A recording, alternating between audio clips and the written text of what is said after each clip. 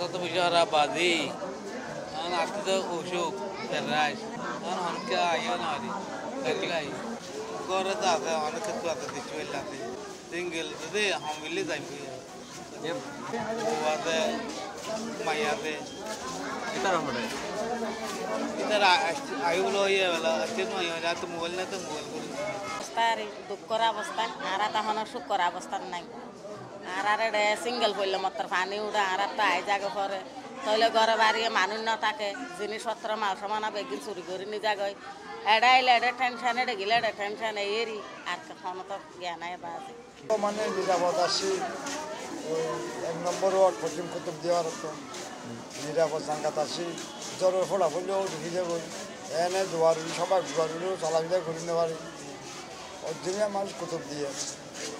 মন তো ভাই গড় থাকার বাহা আছে কিন্তু আল্লাহ লাখে আল্লাহ লাখিলে আল্লাহ এত মেহলে হওয়ার থাকিলে ইয়ে আশ্রয় গেলে তার আশ্রয় লাগবে অনেক কিছু নেই হজ তোর জান্নাল আসি হানিবার হনশক্তি নেই আর 1000-5000 ট্রেনে গাড়ি ভাড়া করে লাগে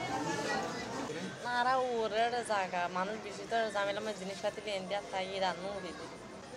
আজ রাইতে আনলে তোর 12 টাকা মানে দুর্বল দেখুন আর আশঙ্কা যদি কি গিয়ে যায় লাগে দুর্বলতা হয়ে যায় যাইবে তো রাতেও তো যাই না রাতেও তো নাহলে সকালে যাইবে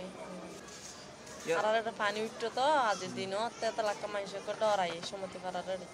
তত আর একটা শরীর থাকে চল তল হদিন আছে না খাই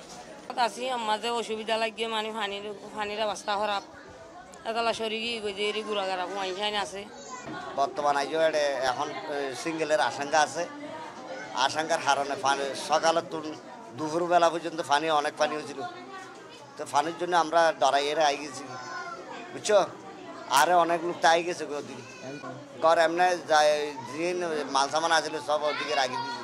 আমরা এনে একাই চলে গেছি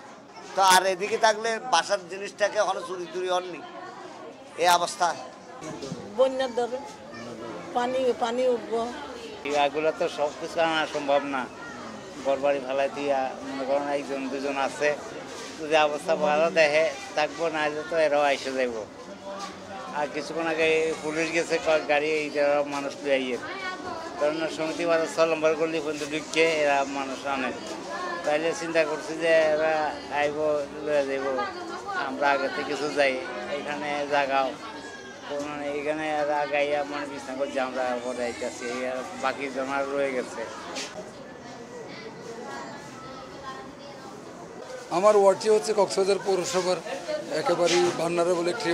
ওয়ার্ড যেখানে 40,000 মানুষের বসবাস ওখান থেকে প্রায় মানুষ চলে আসছে